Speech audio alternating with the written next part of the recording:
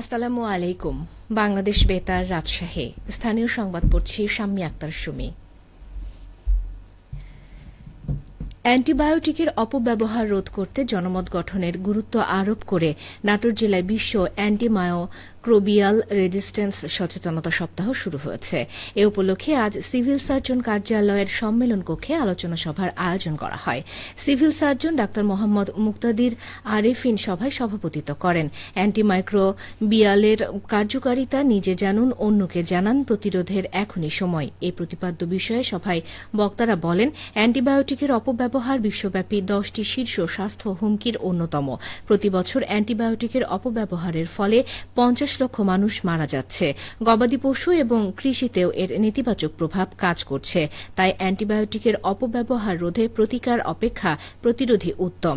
চিকিৎসক এবং ফার্মেসি পর্যায়ে সচেতনতা সৃষ্টি এবং কৃষি, মৎস্য ও প্রাণিসম্পদ খামার পর্যায়ে উদ্বুদ্ধকরণ কার্যক্রম চলমান রাখতে হবে। অ্যান্টিবায়োটিক বিক্রির ক্ষেত্রে পৃথক ড্রাগ লাইসেন্স প্রবর্তন এবং রেজিস্টার্ড চিকিৎসকের প্রেসক্রিপশন সংরক্ষণ সাপেক্ষে পূর্ণাঙ্গ কোর্সের অ্যান্টিবায়োটিক বিপণনের জন্য নীতিমালা প্রণয়নের পরামর্শ প্রদান করেন বক্তারা। সিরাজগঞ্জে আখ মাড়াই ও গুড় উৎপাদনকে কেন্দ্র করে ব্যস্ত সময় পার করছেন আখ চাষিরা। চরাঞ্চলের পতিত জমিতে আবাদ উপযোগী ও অত্যন্ত লাভজনক হওয়ায় প্রতি বছরেই বাড়ছে আর অর্থকারী ফসলটির চাষাবাদ। কৃষি বিভাগ থেকেও উৎসাহিত করা হচ্ছে একই জমিতে আখ ও অন্যান্য সাথী ফসল চাষাবাদের। যমুনা নদীর চরাঞ্চল অধ্যুষিত সিরাজগঞ্জের 5টি উপজেলার নদী তীরবর্তী ও চরের জমিতে প্রতি বছরে আখ চাষ করে থাকেন কৃষকেরা। বর্তমানে চলছে আখ মাড়াই ও আখের গুড় উৎপাদন মৌসুম।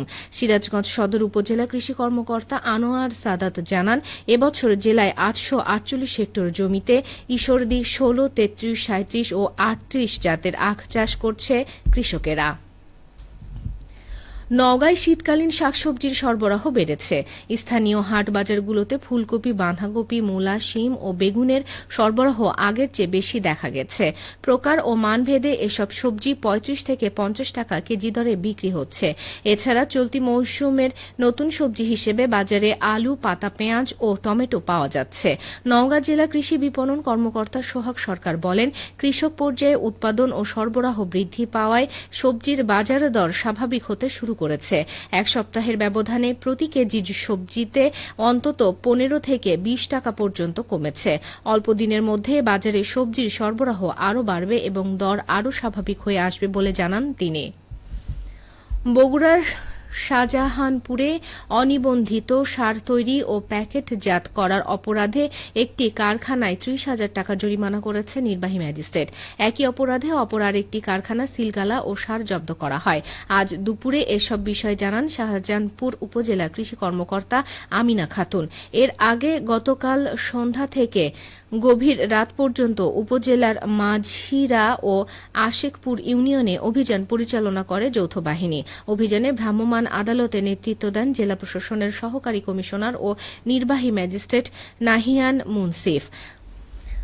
জরিমানা দানকারী হলেন মাঝিরা ইউনিয়নের সাজাপুর এলাকার ফটকি ব্রিজ সংলগ্ন এগ্রো ক্যাম্প ফার্টিলাইজারের মালিক মোহাম্মদ নাহিদ ইসলাম আর সিলগালা হওয়া প্রতিষ্ঠানের নাম আশেকপুর ইউনিয়নের রানীর হাট জোড়া বটতলা এলাকায় confidence agriculture import and export limited. Rajshahi metropolitan পুলিশের অভিযানে গত 5ই আগস্ট বৈষম্য বিরোধী ছাত্র আন্দোলনের হামলা, নাশকতা ও সন্ত্রাসী কর্মকাণ্ডে রাজশাহী জেলা কৃষক লীগের সভাপতি সহ বিভিন্ন অপরাধের অভিযোগে 15 জনকে আটক করা হয়েছে। রাজশাহী মেট্রোপলিটন পুলিশ মহানগরের বিভিন্ন স্থানে অভিযান চালিয়ে বৈষম্য বিরোধী ছাত্র আন্দোলনে হামলা, বিস্ফোরণ ঘটনা এবং সন্ত্রাসী কর্মকাণ্ডের অভিযোগে 2 জন, মাদক মামলায় 2 জন ও অন্যান্য অপরাধে 8 জন এবং ওয়ারেন্টভুক্ত 3 জনকে গ্রেফতার করে। বাংলাদেশ বেতার রাজশাহীর সাবেক আঞ্চলিক বার্তা নিয়ন্ত্রক মীর হাসান ইউনুসের নামাজের জানাজা আজ বাদ জোহর নগরের রানীবাজার জামে মসজিদে অনুষ্ঠিত হয়েছে। আজ সন্ধ্যায় কুষ্টিয়ার ভেড়ামারা উপজেলার বাহাদুরপুর নিজ গ্রামে পারিবারিক গোরস্থানে তাকে দাফন করা হবে। উল্লেখ্য, মীর হাসান ইউনুস গতরাতে রাজশাহী মেডিকেল কলেজ হাসপাতালে চিকিৎসাধীন অবস্থায় ইন্তেকাল করেন। রাজশাহী বিশ্ববিদ্যালয়ে প্রথমবারের মতো শুরু হয়েছে ছাত্রীদের আন্তঃবিভাগ ফুটবল প্রতিযোগিতা। গতকাল বিশ্ববিদ্যালয়ের ছাত্রী জিমনেশিয়াম মাঠে খেলার উদ্বোধন করেন উপাচার্য অধ্যাপক ফরিদ উদ্দিন খান। প্রথমবারের এই আয়োজনে অংশ নিয়েছে বিশ্ববিদ্যালয়ের 10টি বিভাগ। উদ্বোধন অনুষ্ঠানে উপস্থিত থেকে স্বাগত বক্তব্য দেন আন্তঃবিভাগ গেমস সাব কমিটির সভাপতি ও ফিশারিজ অনুষদের ডিন অধ্যাপক মোস্তাফিজুর রহমান মণ্ডল। উদ্বোধনী ম্যাচে অংশগ্রহণ করে বিশ্ববিদ্যালয়ের চিকিৎসা মনোবিজ্ঞান বিভাগ, শিক্ষা ও গবেষণা ইনস্টিটিউট। এতে চিকিৎসা মনোবিজ্ঞান ট্রাইবেকারে 2-1 গোলে জয়ী হয়। দ্বিতীয় ম্যাচে সংস্কৃত বিভাগ ট্রাইবেকারে হিসাব বিজ্ঞান ও তথ্য ব্যবস্থাপনা বিভাগকে 2-0 গোলে পরাজিত করে।